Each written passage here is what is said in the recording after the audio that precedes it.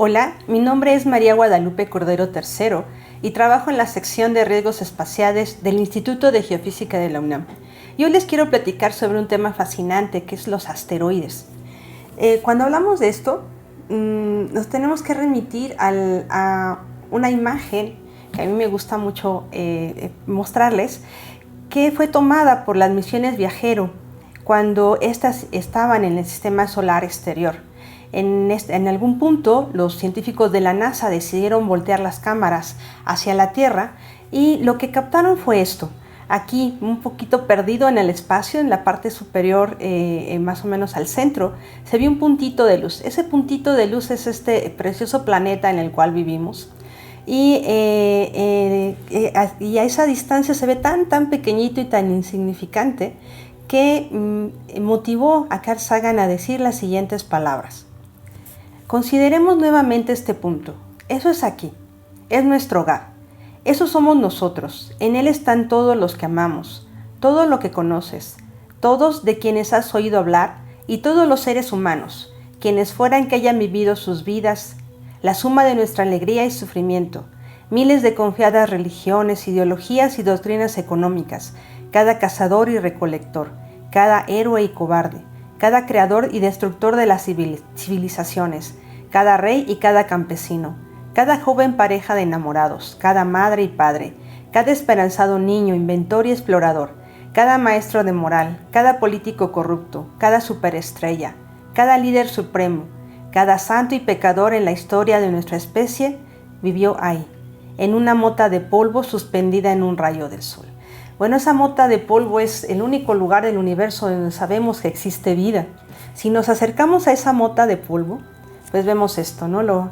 El planeta precioso en el cual habitamos, y que así también visto de cerquita, muy cerquita, pareciera muy solo, pero en realidad no. Tenemos a nuestra eterna compañera, que es la Luna, que ha estado con nosotros desde hace 4.500 millones de años.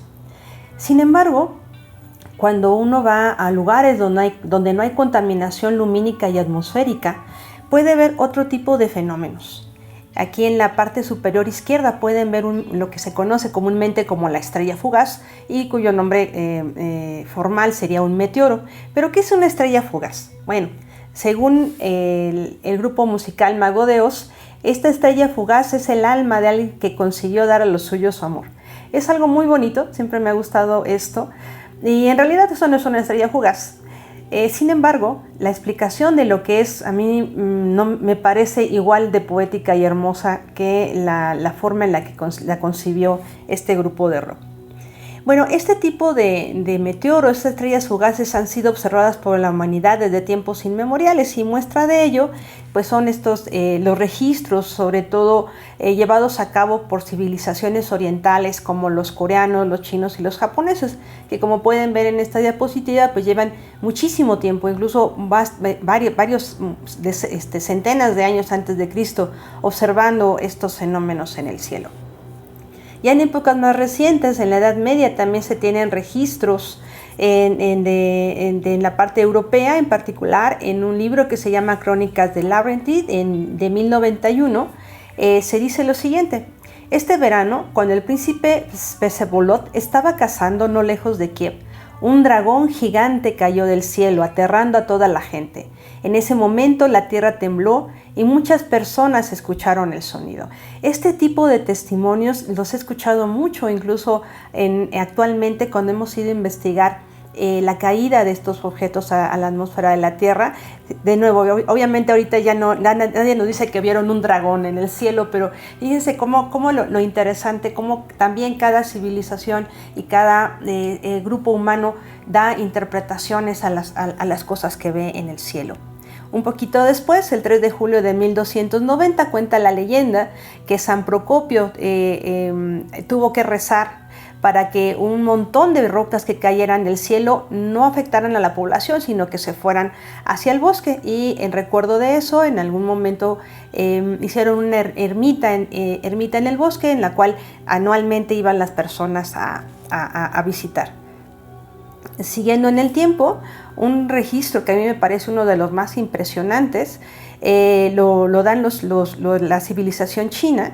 Ellos mencionan que en algún momento entre el 21 de marzo y el 19 de abril de 1490 llovieron rocas del cielo, a tal grado que en sus narraciones cuentan que mataron a 10,000 personas. Uno puede parecer que 10,000 personas están exagerando, pero en registros actuales en los cuales sabemos que entran objetos a la atmósfera de la Tierra y se fragmentan, se ha llegado a la conclusión de que algunos de estos eventos han producido hasta 18,000 fragmentos o más. Entonces, eso de los chinos puede ser que no sea tan inventado ni una exageración.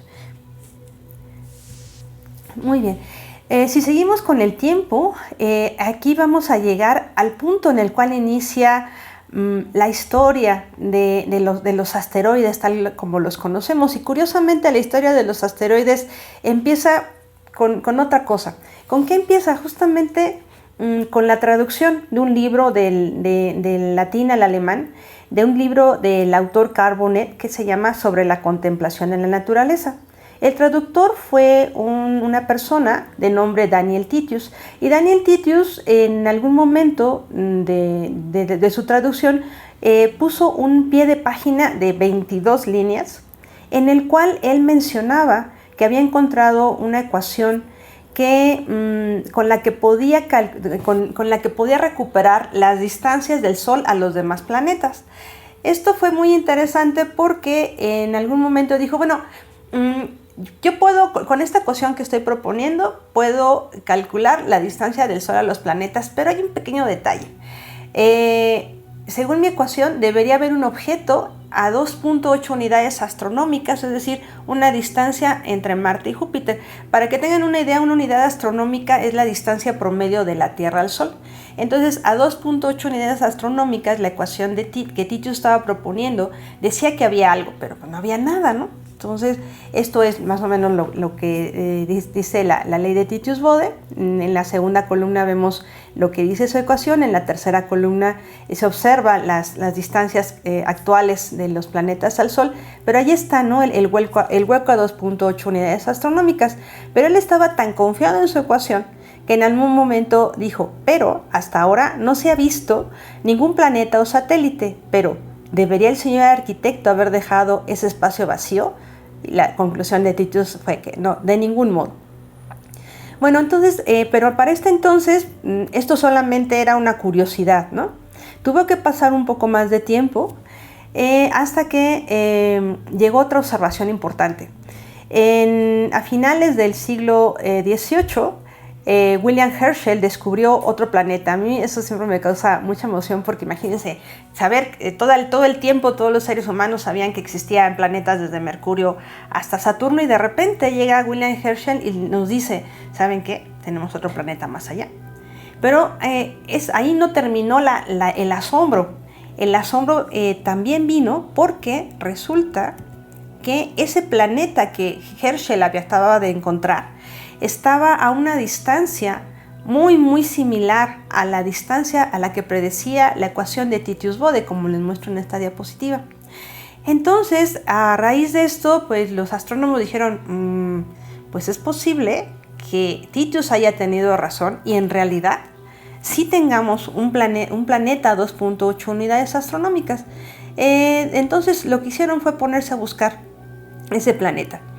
El barón von Zach, junto con otros colegas, fundaron en el año 1800 lo que se conoce como la Sociedad Astronómica Unida, o la verdad es que las personas siempre muy atentas a poner apodos, le pusieron la Policía Celeste. Entonces la Policía Celeste estaba formada por 24 astrónomos reconocidos, entre los que se encontraba Johann Bode, William Herschel, Charles Messier, Giuseppe Piazzi, Wilhelm Olbers y Franz von Zach, que fue quien lo fundó. ¿Y qué fue lo que hicieron? Bueno, pues se organizaron para buscar en el cielo este objeto a 2.8 unidades astronómicas. Pues quien tuvo la suerte de encontrar el objeto fue Giuseppe Piazzi, el 1 de enero de 1801. Sin embargo, cuando los astrónomos estuvieron estudiando más de cerca este objeto, se dieron cuenta que era muy pequeñito, así como que se decepcionaron. Ellos pensaban encontrar un planeta total. Encontraron un cuerpo de casi 1000 kilómetros de diámetro, que era pues, bastante pequeño comparado con los otros cuerpos planetarios que ellos conocían. De tal forma que pues, decidieron seguir buscando otro cuerpo más grande en esa zona. Y efectivamente encontraron más cuerpos. Aquí les muestro en esta diapositiva cómo Giuseppe Piazzi encuentra Ceres, después un año después Olbers encuentra Pallas, y así se siguieron dando más y más descubrimientos. Con el advenimiento de las placas fotográficas incluso aumentaron el número de descubrimientos. Actualmente, según los registros de la NASA más recientes que encontré, se tiene idea de la existencia de 1.113.527 asteroides. Estos asteroides, ¿cómo se formaron? ¿Cómo llegaron ahí tal cantidad de objetos? Lo que se piensa actualmente es que cuando se formó todo el sistema solar, en esa zona se formaron cuerpos relativamente grandes, pero que con el tiempo empezaron a chocar, y todos los choques entre ellos lo que hicieron fue fragmentar cada vez más y más y más estos cuerpos padres, de tal manera que actualmente tenemos una gran cantidad de esos objetos en lo que se conoce hoy como la zona, como el cinturón principal de asteroides. Para que tengamos una idea de qué tamaño son estos objetos, aquí les muestro a la Tierra, la Luna, y en medio de ellas pongo nada más para comparación Ceres, que es el objeto más grande descubierto en esa zona. Y seguimos viendo más imágenes. Aquí tenemos Ceres del lado izquierdo y Vesta del lado derecho. Vesta es el que se le sigue más o menos en tamaño. Y abajo, que casi no se ve, está el asteroide Eros. Eros tiene 33 kilómetros de largo, para que tengan una idea. Ahora bien, ¿cómo podemos describir esos asteroides? Bueno, afortunadamente, y después van a ver por qué digo afortunadamente, hay muy pocos asteroides grandes, y conforme nos vamos a muestreando objetos de tamaños cada vez menores, el número aumenta considerablemente. Aquí tenemos más objetos en comparación, Vesta, Lutecia y otros asteroides. Bueno, ¿en dónde están estos cuerpos planetarios? Como les comenté hace unos minutos, la gran mayoría de ellos se encuentran en lo que conocemos como el cinturón principal de asteroides, que es una zona, una especie de dona alrededor del Sol, que está comprendida entre las órbitas de Marte y Júpiter. El ancho de esta dona realmente es impresionante, son casi 2 unidades astronómicas, es decir, la doble distancia de la Tierra al Sol. Si bien la mayoría de estos objetos se encuentran en esta zona, hay otros lugares donde podemos encontrar asteroides. En particular, unos que nos interesan mucho son los conocidos como asteroides cercanos a la Tierra, o NEAs por sus siglas en inglés. De estos asteroides cercanos a la Tierra podemos dividirlos en 4 familias. Como se muestra en esta diapositiva, aquí la distancia entre cada rayita, entre cada par de rayitas o de marcas, es una unidad astronómica. El círculo punteado es la órbita de la Tierra, y aquí podemos ver las órbitas de 3 de los asteroides que dan nombre a las familias de asteroides cercanos a la Tierra. Entonces, en particular, lo que podemos notar es que los asteroides tipo Atón y los asteroides tipo Apolo, en proyección sus órbitas cruzan la órbita de la Tierra, por eso se les conoce como asteroides cruzadores de la órbita de la Tierra. Y también tenemos otro grupo, que es el grupo de los asteroides tipo Amor, que como podemos ver en esta diapositiva, sus órbitas pasan muy rasantes por fuera de la órbita de la Tierra. Entonces, a la fecha se ha descubierto otro tipo de asteroides, realmente es relativamente reciente. Son asteroides tipo Atira o Apogele, cuyas órbitas están completamente contenidas dentro de la órbita de la Tierra. En esta diapositiva les muestro cómo ha ido evolucionando el descubrimiento de estos objetos cercanos a la Tierra.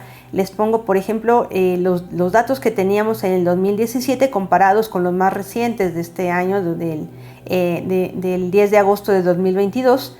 Entonces, en el primer renglón tenemos los registros de los cometas cercanos a la Tierra. Actualmente se conocen 117 cometas cercanos a la Tierra y se conocen 29.388 asteroides cercanos a la Tierra. De estos 20.388 asteroides cercanos a la Tierra, se dividen en 28 asteroides tipo Atira, 2.301 asteroides tipo Atón, 16.493 asteroides tipo Apolo y 10.566 asteroides tipo Amor. De todos estos asteroides podemos formar un subgrupo de asteroides potencialmente peligrosos. ¿Cuándo consideramos que un asteroide es potencialmente peligroso? Bueno, cuando cumple dos características. Una, que su tamaño sea más de 140 metros y que su distancia mínima a la Tierra sea menor que 19.5 veces la distancia Tierra-Luna. Si cumplen estas dos características, se les considera potencialmente peligrosos. De estos conocemos 2.280 objetos, de los cuales 151 tienen dimensiones de más de 1 kilómetro. A estos 151 jamás se les debe quitar el ojo de encima, y ahorita les platico por qué. Bueno, entonces como hace rato les comentaba, pareciera que la Tierra estaba muy solita, pero ya vimos que no, que ahí tenemos a la Luna, pero pues tampoco estamos tan solitos. En esta diapositiva les muestro cómo hay un montón de asteroides cercanos a la Tierra todo el tiempo. El óvalo en color rojito es más o menos 10 veces la distancia Tierra-Luna, entonces como pueden observar, hay muchísimos objetos en la vicinidad del Sol. En particular, si ubicamos dónde está la Tierra y nos movemos un poco hacia arriba a la izquierda, vemos el asteroide Apophis. Apophis fue muy famoso durante mucho tiempo porque cuando recién se descubrió a principios de este siglo, daba muchas posibilidades de que chocara con nuestro planeta en los años recientes. Bueno, pero recién se ha visto que no hay, aunque va a pasar muy cerca en el 2029, en realidad no va a chocar con nosotros. También para que tengan una idea de cómo estamos rodeados de asteroides, aquí les pongo solamente algunos ejemplos, así quizás los más glamorosos que encontré en esta página de la NASA sobre las aproximaciones de los asteroides a nuestro planeta. Aquí pueden ver, por ejemplo, que el 20 de agosto va a pasar 1 a 13, casi 14 veces la distancia Tierra-Luna, y cuyo diámetro es de 100 a 230 metros. Si se fijan, este es totalmente potencialmente peligroso, ¿no?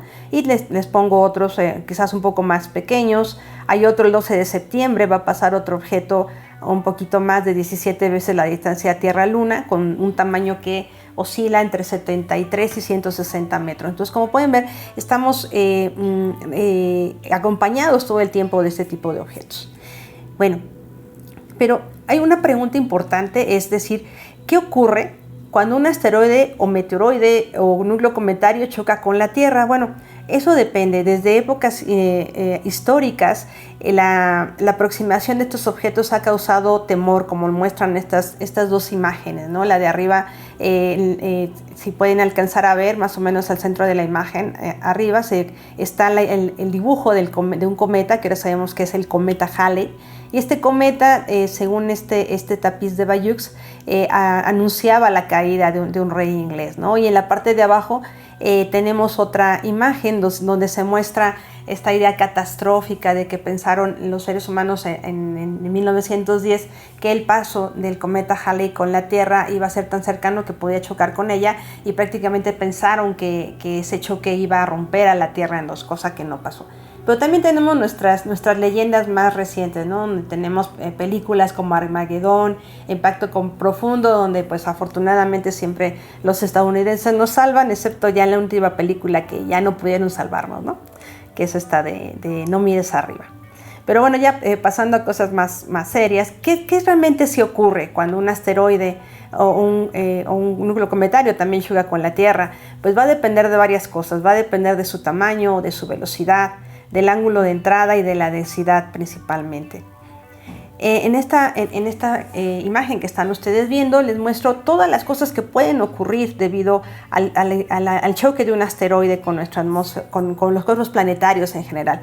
En planetas que no tienen atmósfera, por ejemplo, pues no hay nada que los detenga y chocan directamente con las superficies, entonces se crean cráteres de impacto desde chiquitos hasta cráteres de impacto de miles de kilómetros. cuando el objeto con el que se encuentran los asteroides es la atmósfera, pues este objeto al interaccionar con la atmósfera hace esa interacción hace que el objeto se caliente, se funda, se evapora, se ionice y emita luz. Esa luz es el meteoro. Si ese meteoro es muy brillante, más brillante que el planeta Venus, se conoce como bólido. Si este objeto logra sobrevivir a todo lo que le pasa en la atmósfera y lo podemos recuperar en la Tierra, se le conoce como meteoritas, ese sobreviviente, ¿no? al Rambo que logra atravesar toda la Tierra. Esas son las meteoritas. Y finalmente también llega un momento en que cuando estos objetos van cayendo por la atmósfera de la Tierra, ocurre algo parecido como cuando uno va en bicicleta a todo lo que da, ¿no? Que se siente como el aire lo está deteniendo. Bueno, pues lo mismo le pasa a estos objetos, de tal manera que en algún momento esa presión que ejerce el aire sobre los objetos es superior a la fuerza de cohesión del objeto en sí y lo fragmenta y lo hace explotar literalmente, ¿no? Entonces aquí cada uno de esos fragmentos puede producir un meteoro, alguno de esos fragmentos puede sobrevivir a todo el paso por la atmósfera y podemos recuperarla como meteoritas, ¿no? Y también pueden ocurrir eventos como, les voy a platicar un poquito después, que conocen como, o yo los llamo eventos tipo Tunguska. Muy bien. El parámetro físico importante en la interacción entre objetos cósmicos es la energía cinética.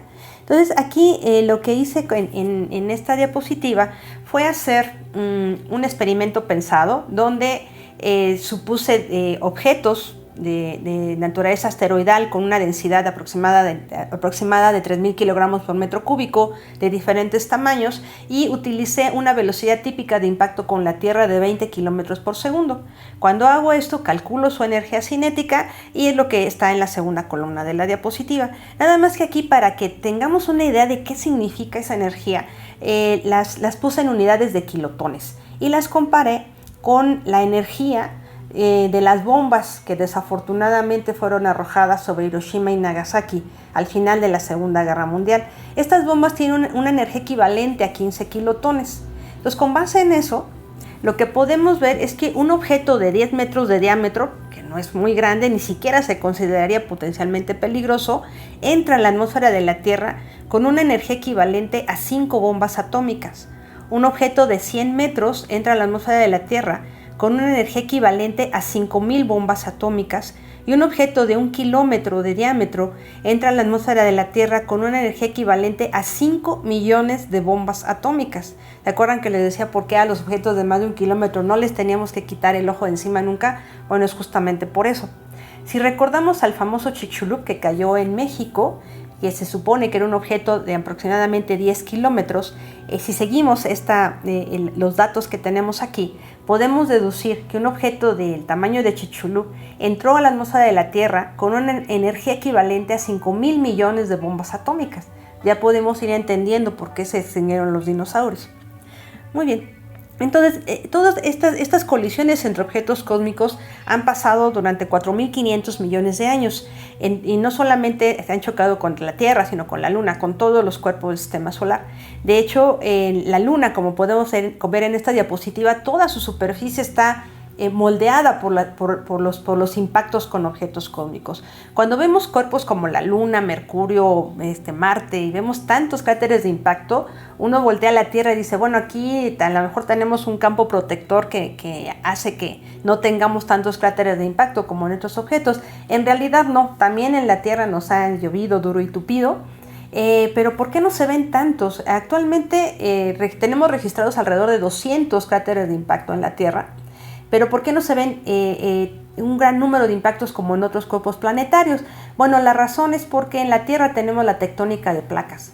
La tectónica de placas hace que la corteza terrestre se resetee de alguna manera, por decirlo de alguna manera, o más bien se renueve, es la palabra correcta, se renueve constantemente, y por eso es que borra los cráteres de impacto que teníamos antes. En esta diapositiva les muestro dos cráteres de impacto. El de arriba es el cráter de impacto de Barringer en Arizona, que fue el primer cráter de impacto reconocido como tal en la Tierra, y en la parte inferior derecha tenemos otro cráter de impacto bonito, que es el de Houghton Manicouagan en Canadá. Y obviamente no puedo avanzar sin mencionar el cráter de impacto de Chicxulub, cuya formación implicó la desaparición de los grandes dinosaurios. Ya en épocas más recientes, por ejemplo en 1908, ocurrió un evento muy importante, que es el evento de Tunguska. Se cuenta que en la mañana del 30 de junio de 1908 entró un objeto a la atmósfera de la Tierra. Ahora se piensa que tenía unas dimensiones alrededor de 60-80 metros. Ni siquiera tocó la superficie de la Tierra, estalló a 8 kilómetros de altura, y la fuerza con la que ese estallido empujó el aire fue tal que el aire, cuando llegó a la superficie de la Tierra, tiró 2.500 kilómetros cuadrados de árboles. Aquí en esta diapositiva les muestro cómo es la zona donde ocurrió este evento. En la parte de abajo es el punto debajo del cual ocurrió la explosión. En esta diapositiva pueden ver el área en el cual el bólido fue visto. Como pueden ver, es más de 400 kilómetros. Y en esta otra les muestro una imagen en la que la curva punteada delimita la zona de toda esta caída de árboles. Alguna vez puse, para tener una idea de qué significaba esa área, puse la imagen de la Ciudad de México encima, y pues como pueden ver, prácticamente lo abarca todo. Entonces es muy importante. Si este evento no hubiera pasado en una región desierta como fue Siberia, sino cerca de una ciudad, no, las consecuencias hubieran sido muy, muy importantes. Otro evento importante más reciente es el evento de Chelyabinsk, ocurrido en febrero del 2013. Este evento narra la entrada de un objeto de aproximadamente 20 metros a la atmósfera de la Tierra, que también se fragmentó súbitamente en el aire, y la onda de choque, cuando alcanzó la superficie de la Tierra, rompió muchísimas ventanas, y esas ventanas lastimaron a más de 1.500 personas. Entonces a veces me pregunto qué hubiera pasado si este evento hubiera ocurrido sobre la Ciudad de México. Dada la densidad de población, pues no hubieran sido 1.500 personas, sino mínimo el doble, ¿no? Muy bien, entonces, ¿qué más sabemos sobre los asteroides? Sabemos todavía muchas cosas más, sobre todo muy interesantes. Otra cosa que no esperábamos es la descubrió la nave espacial Galileo cuando iba rumbo al sistema joviano. Al pasar por el cinturón de asteroides, observó este asteroide que está aquí, que se llama Ida, y se dio cuenta que Ida tenía un satélite muy pequeñito, bueno, pequeñito para el tamaño de Ida, que tiene 55 kilómetros de largo, pero ese satélite pequeñito tenía 1 kilómetro de diámetro. Entonces es la primera vez que se observa así en directo este fenómeno. Actualmente ya sabemos que existen más asteroides que tienen satélites. En esta diapositiva, por ejemplo, les muestro al sistema formado por Patroclo y Menezio, y un sistema incluso triple, ¿no? que pueden ver en la parte de derecha de la diapositiva. Actualmente, según los registros en esta página que les muestro en la parte inferior de la diapositiva, se conocen 88 asteroides de los que están cercanos a la Tierra que tienen satélites, 222 asteroides en el cinturón principal que tienen satélites. De los troyanos de Júpiter, 6 de esos asteroides tienen satélites. De los asteroides cruzadores de la órbita de Marte, 31 tienen satélites. Y de los objetos que están más allá de la órbita de Neptuno, conocidos como objetos transneptunianos, 122 de ellos tienen satélites. ¿Y por qué tienen satélites, no?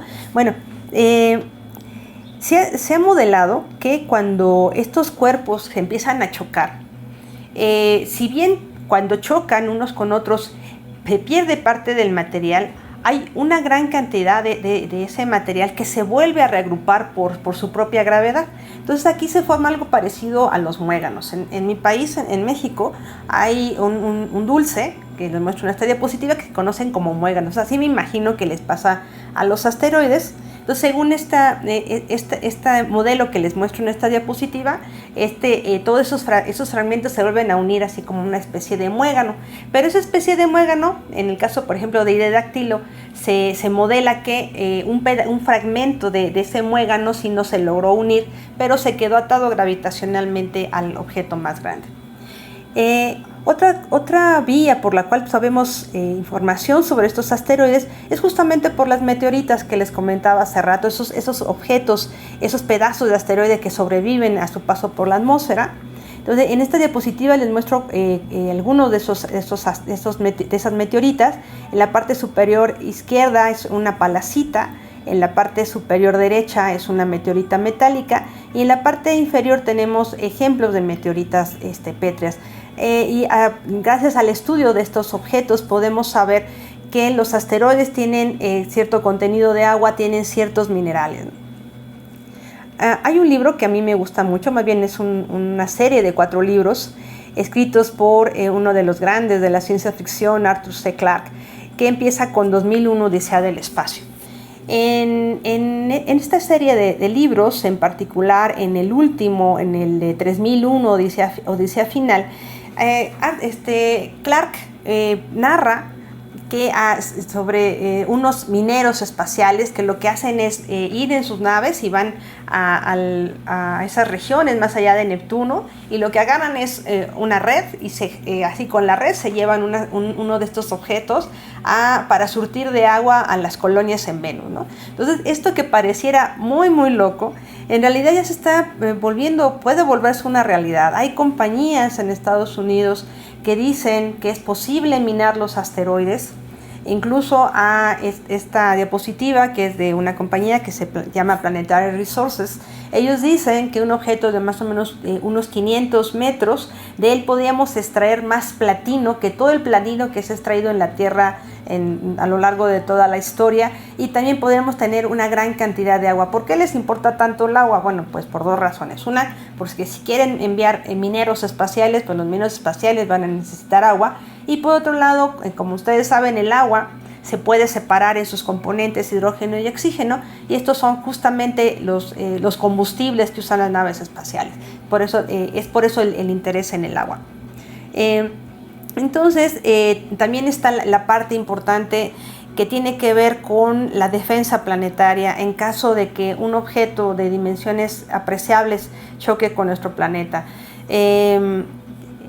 Debido a esta necesidad o a darse cuenta de que si era posible de que un objeto de cierto tamaño chocara con nuestro planeta y volviera a causar una gran extinción como la que ocurrió hace 65 millones de años, en el 2013 la ONU lanzó una invitación, ¿no?, para que los científicos se organizaran y se pudiera llevar a cabo una serie de actividades o de acciones para poder proteger a nuestro planeta en caso de que nos demos cuenta de que uno de estos objetos fuera a chocar con nosotros.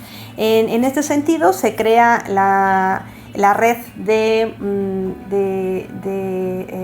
una red internacional para poder primero identificar todos estos cuerpos y estudiar cómo van evolucionando sus órbitas con el tiempo, y también se crea el Space Mission Planning Advisory Group de parte de la ESA.